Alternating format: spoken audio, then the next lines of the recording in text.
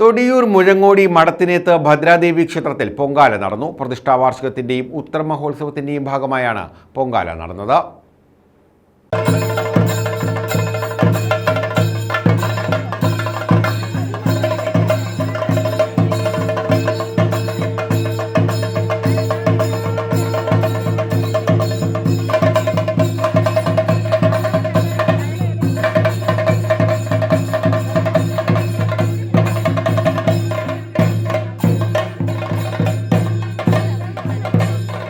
തൊടിയൂർ മുഴങ്ങോടി മടത്തിനേത്ത് ശ്രീ ഭദ്രാദേവി ക്ഷേത്രത്തിലാണ് പ്രതിഷ്ഠാവാർഷികത്തിന്റെയും ഉത്തരമഹോത്സവത്തിന്റെയും ഭാഗമായി പൊങ്കാല നടന്നത്.